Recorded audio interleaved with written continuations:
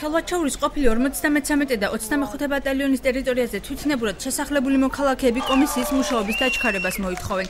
ამ მიზნით ისინი დღეს აჭარის მთავრობის შენობასთან შეიკრიბნენ. დააჩქარონ და შეაგნებინონ ამ ხალხს, რომ ვის როგორ ეკუთვნის, მაგალითად ზოგი სოციალურად არის გაჭირვებული, ზოგს ბინა არ აქვს. უნდა დაჩქარდეს ეს პროცესი აუცილებლად სულ მალე, იმიტომ რომ ადამიანები გაუსაზრის მდგომარეობაში ცხოვრობენ იქა. ვიყავით რეგისტრაციაზე გავიარეთ და ველოდებით ახლა შედეგი. აქციაზე მოსახლეობასთან ერთად უფლებადამცველი თამაზ ბაკურიძეც იმყოფებოდა. მისი განცხადებით, ხელისუფლებას საკუთარ ინტერესებზე მორგებულ კომისიას აკომპლექტებს, რომელიც რეალური სურათის შექმნაზე არ ზრუნავს.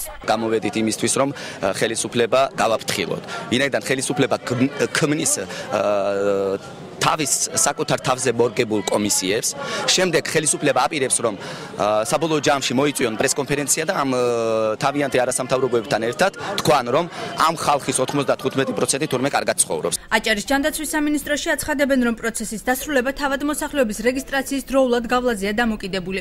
კომისიის თავმჯდომარის განცხადებით კი გადაწყვეტილება თითოეული ოჯახის შემთხვევაში ობიექტური იქნება. 24 საათის განმავლობაში მუშაობთ გამგეობებთან ერთად და ყველა ოჯახის პრობლემატურ საკითხებს გავდივართ ერთობლივად.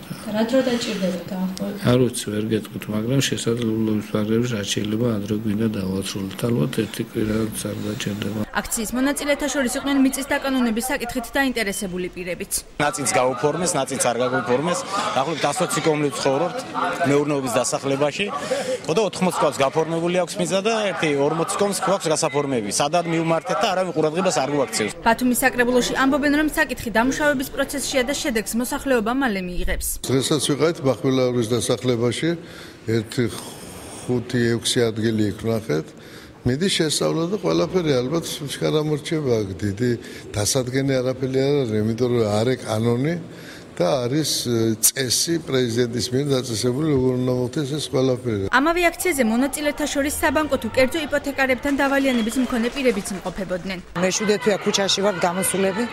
გაუბედურებული ხალხი და არანაირი ეტაპი არ არსებობს. ბატონ ბიძინასთან ვიყავით, ეს მოგეხსენებათ, იყო ინტერვიუებში, ხო? არც არაფერი შეკვირები ვართო და ვერც ვერაფერს ვერ დაგეხმარებითო ასეთი პასუხი იყო.